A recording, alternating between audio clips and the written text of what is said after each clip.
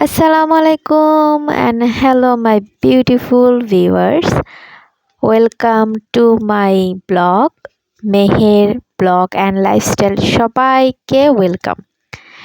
তো এটা ছিল আমার ঈদের থার্ড ডে, যেটা আমি বলেছিলাম যে আমার আরেকটা ব্লগ আছে যেটা আমি আপনাদের সাথে সবার সাথে শেয়ার করব। তো এটা হচ্ছে আমরা গিয়েছিলাম সাভার স্মৃতিসৌধে। তো আমার ভাই শ্বশুরবাড়ি থেকে সাভার সিটি শো জাস্ট হচ্ছে 30 টাকা ভাড়া, মানে আপনি চাইলে হেঁটেও যেতে পারেন, আর ভাড়াটা 20-30 টাকাই। তো আমরা হচ্ছে জাস্ট একটা রিক্সা দিয়ে চলে আসছি। আর ভাই বিশ্বাস করেন এত রোদ, আর এই যে এই আপাটা খুব সুন্দর ছিল, মেবি ডান্স করছে এখানে। তো এত রোদে কীভাবে ডান্স করলো আল্লাহ জানে। যাই হোক, আমি ঘুরছি, আর যেই জায়গাগুলো হচ্ছে গাছপালা ছিল, ট্রাস্ট মি ওই জায়গায় এত বাতাস আর শান্তি ছিল। বাট সেই দিন এত রোদ গরম, মানে ঈদের পর তো সবাই জানেন যে, দেখেন আমার ভাগ্নে পানি খাচ্ছে। তো এত রোদ গরম যে ঈদের পর থেকে তো কোনো বৃষ্টি ছিলই না। তা আমি একটু আমার মেহেদি দেখালাম, আর এই যে আমি আর আশেপাশে সবাই আমরা হাঁটছি। আর এত গরমে আমি জাস্ট একটা মাথায় কাপড় দিয়ে জাস্ট সুন্দর করে হাঁটছি। তো রোদ থাকলে ম্যাক্সিমাম টাইম মাথায় কাপড়ই থাকে, যেটা অনেস্টলি। আর নর্মালি আমি হিজাব তো পরি না, বাট ইনশাল্লাহ ইন ফিউচারে পরবো। সবাই দোয়া করবেন আমার জন্য। তো এই তো এখান দিক দিয়ে গাছপালা, আর সবচেয়ে মেইন ইম্পর্টেন্ট হচ্ছে স্মৃতিসৌধে না প্রচুর পরিমাণে গাছ, যার কারণে আপনি যদি একটু গাছের নিচে দিয়ে হাঁটেন তাহলে আপনার তেমন খারাপ লাগবে না।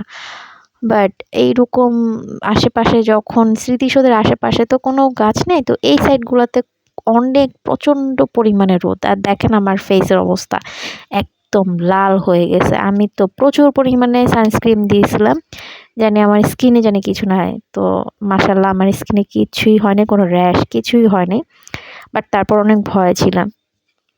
এরপর আমি এই যে এই পাশটা একটু রেস্ট নিয়েছিলাম, এখানে একটু বসেছিলাম। আর এই সাইডটা খুব সুন্দর লাগছিল, কিন্তু ওই যে রোদের কারণে আমি আর ওই পাশে আর গিয়ে শ্যুট করতে পারিনি, কারণ আমি ওই পাশে যাইই নেই এত রোদের কারণে। আর যে পরিমাণে গরম ছিল, তো একটু পরপর দেখা যাচ্ছিলো যে আইসক্রিম খাচ্ছিলাম, না হলে শরবত খাচ্ছিলাম, মানে হাঁটতেছি ঠান্ডা পানি খাচ্ছি, এরকম একটা অবস্থা। আর যেহেতু আমরা বিকাল টাইমে যাইনি, গিয়েছিলাম দুপুর টাইমে, তো যার কারণে এই রোদটা অনেক বেশিই ছিল। আর স্মৃতিসৌধ তো আপনার ধরেন কোনো টিকিট কাটতে হয় না, জাস্ট আপনি যাবেন, ওপেন প্লেস ঢুকে যাবেন, ঘুরতে থাকবেন। তো আমরা পুরোটা ঘুরে অ্যান্ড দেন হচ্ছে স্মৃতিসৌধের কাছে আসছিলাম। তো আমাদের এখানের জাস্ট ভিউটা দেখাচ্ছি, এই যে এই জায়গার থেকে হচ্ছে স্মৃতিসৌধটা পুরোপুরিভাবে দেখা যায়। তো রোদের কারণে আমি আর সামনেই যাইনি, মানে আমার কাছে মনে হচ্ছিল যে আমার ফেসটা মেবি পুড়ে যাবে, আমিই পুড়ে যাবো, এরকম একটা অবস্থা। সবারই দেখা যাচ্ছে যে ভিডিওতে হয়তো বা বোঝা যাচ্ছে না, বাট প্রচণ্ড পরিমাণে গরম ছিল। তারপরে তো কিছু ছবি তুলছিলাম, তো এই যে একটু সুন্দর করে বসে ছবি তুলে নিলাম। আর এখানে হচ্ছে আমার মেহেদি, অর্গানিক মেহেদির যে কালারটা মাশাআল্লাহ খুব সুন্দর আসছে।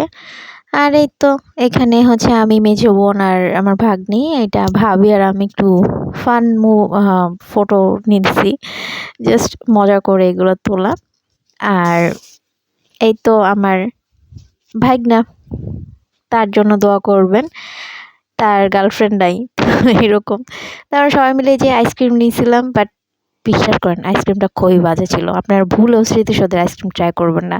তো সবাই ভালো থাকবেন, আমি আবার একটা ব্লগ নিয়ে আসবো। আল্লাহ হাফেজ।